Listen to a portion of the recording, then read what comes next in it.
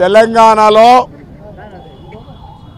ప్రజల ఆకాంక్షల మేరకు ప్రభుత్వం మారిన తర్వాత గత 10 సంవత్సరాల నుంచి మేము బంగారు తెలంగాణ చేశాం.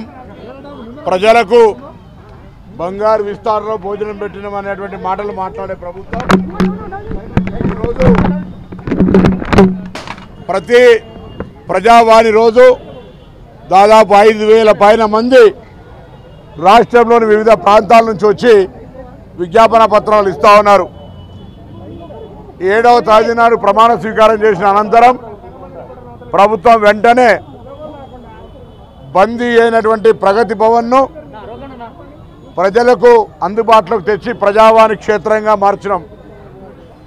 ఈ ప్రజావాణి కేంద్రమైనటువంటి మహాత్మా జ్యోతిబా పూలే ప్రజాభవన్లో వస్తున్నటువంటి అనేక రకాల విజ్ఞాపన పత్రాల్లో అది ఇల్లుకు సంబంధించి కావచ్చు, భూ సమస్య కావచ్చు, రేషన్ కార్డు కావచ్చు, ఉద్యోగాలకు సంబంధించిన సమస్య కావచ్చు, పెన్షన్లకు సంబంధించిన సమస్యలు ప్రధానమైనవి ఉన్నాయి. తప్పకుండా గౌరవ ముఖ్యమంత్రి రేవంత్ రెడ్డి గారి నాయకత్వంలో తెలంగాణ మంత్రివర్గము, తెలంగాణ ప్రభుత్వము, అధికారులు అందరం కలిసి మానవతావాదంతో ప్రజాస్వామికంగా సానుకూలంగా వాటన్నిటినీ పరిష్కరించేటువంటి ఒక ప్రయత్నం చేస్తుంది. కొన్ని సమస్యలు పరిష్కారం కాకుండా ఉండేటువంటి అంశాలకు సంబంధించి లేదా ప్రభుత్వ పాలసీ ప్రకారం తీసుకోవాల్సిన అంశాల గురించి సమయం పట్టచ్చు. కానీ ఏదైతే ఆల్రెడీ పాలసీకి లోబడి కొన్ని సమస్యలు పరిష్కరించగలుగుతామో వాటన్నిటినీ పరిష్కరించగలుగుతామనే మాట మనం చేస్తూ ఉన్నాం. అదేవిధంగా ప్రజావానికి వచ్చే వాళ్ళకు కూడా విజ్ఞప్తి చేస్తూ ఉన్నాం. ప్రభుత్వం ఇప్పటికే 6 గ్యారంటీల ద్వారా ఇందిరమ్మ ఇండ్లకు సంబంధించి ఒక ప్రకటన చేసినాం. త్వరలో దానికి సంబంధించిన ఒక పాలసీ మ్యాటర్ ఇస్తాం. ఇందిరమ్మ ఇండ్ల పేరు మీదనో, రేషన్ కార్డు పేరు మీదనో, లేదా ధరణి పంచాయతీల పేరు మీదనో ఇంత దూరం వచ్చి ఇచ్చేటువంటి అంశం అంత అర్జెంట్ లేదు.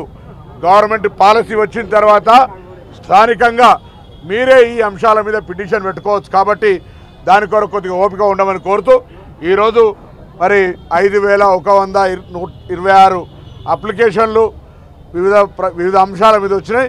వాటన్నిటినీ కూడా సంబంధిత అధికారులకు పంపించేటువంటి ఒక కార్యక్రమం చేస్తూ ఉన్నారు. ప్రభుత్వం తరఫున మంగళవారం నాడు ఒక మంత్రి, శుక్రవారం నాడు ఒక మంత్రి, ఈ విధంగా అందరం కూడా ప్రభుత్వం తరఫున బాధ్యత తీసుకొని అధికారులందరూ కూడా పనిచేస్తున్నప్పటికీ కూడా మేము కూడా భాగస్వామ్యం కావాలని ప్రభుత్వ ఆలోచన నిర్ణయం ప్రకారం ఈ కార్యక్రమం తీసుకుంటా ఉన్నాం. నేను అందుకే చెప్పిన చట్టం లోబడి నిబంధనలకు అనుగుణంగా ఉన్నటువంటి అనేక అంశాలు చిన్నవి వెంటనే పరిష్కారం అవుతాయి. సపోజ్ ఇందిరమ్మ ఇల్లు ఉంది, దానికి ఒక పాలసీ మ్యాటర్ తీసుకోవాల్సిన అవసరం ఉంది. వాటన్నిటిని కూడా సరి అయిన కాల పరిమితి లోపల అటువంటివి కూడా పరిష్కరించడానికి కార్యక్రమం. ఆటో డ్రైవర్లు కూడా మా కుటుంబ సభ్యులే. మేము ఆటో డ్రైవర్లకు ఇబ్బంది కలగాలని మహిళలకు ఉచిత బస్సు పెట్టలే, మహిళలకు సౌకర్యం కలగాలని మేనిఫెస్టోలో పెట్టి మహిళలందరికీ కూడా తెలంగాణ రాష్ట్రంలో ఉచితంగా బస్సు ఇస్తూ ఉన్నాం. దానివల్ల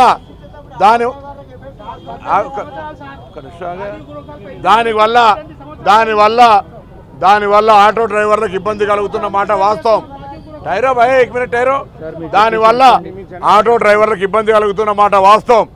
వాళ్ళకు కూడా ప్రభుత్వం ఆలోచన చేస్తూ ఉంది. మొన్న క్యాబినెట్లో కూడా గౌరవ ముఖ్యమంత్రి గారి దగ్గర చర్చ జరిగింది. త్వరలో మేము ఆనాడు కూడా చెప్పినాం, 9వ తారీఖు నాడు ప్రారంభిస్తే 15 రోజుల్లో అందులో ఉన్నటువంటి ఒడుకు తుడుకులు అన్నిటిని కూడా చేస్తాం. ఇవాళ చాలా సందర్భాల లోపల రవాణా ఆక్యుపెన్సీ అంటే బస్ ప్రయాణం యొక్క ఆక్యుపెన్సీ పెరిగి బస్సు లోపల ఉన్నటువంటి వాళ్ళందరూ కూడా దాని ఆధారంగా అనేక రకాల ఆదాయం పెరుగుతుండొచ్చు. కానీ ఆటో వాళ్ళకి సంబంధించిన ఇబ్బందిని సానుకూలంగా మానవతా దృక్పథంతో వాటిని పరిష్కరించే ప్రయత్నం మేము చేస్తాం. ఓపిక పట్టండి, రాజకీయపరమైన చర్చలు అవసరం లే. ఆటో కార్మికులకు జరుగుతున్న ఇబ్బంది మా ప్రభుత్వం దృష్టిలో ఉంది. వాటిని పరిష్కరించే విధంగా ప్రభుత్వం ఒక సిద్ధాంతపరమైనటువంటి వాళ్ళకు న్యాయం జరిగే విధంగా, వాళ్ళకు నష్టం జరగకుండా, వాళ్ళకు లాభం జరిగే విధంగా త్వరలో ఒక నిర్ణయం తీసుకుంటాం. అప్పటిదాకా ఒప్పుకుంటాం. సార్, విద్యార్థులకు ఇబ్బంది అవుతుంది. ఆర్టీసీ బస్సు రద్దులతో విద్యార్థులకు ఏం చెప్తారు? విద్యార్థులకు ఇబ్బంది అవుతుంది ప్రమాదకరంగా. విద్యార్థులకు రద్దీ పెరగడంతో బస్సులు ఏమైనా మేనేజ్ చేస్తాం. 15 రోజులు సమీక్షిస్తామని చెప్పినాం కదా. 15 రోజులు సమీక్షించి అటువంటి అన్ని ఓవర్కమ్ చేస్తాం.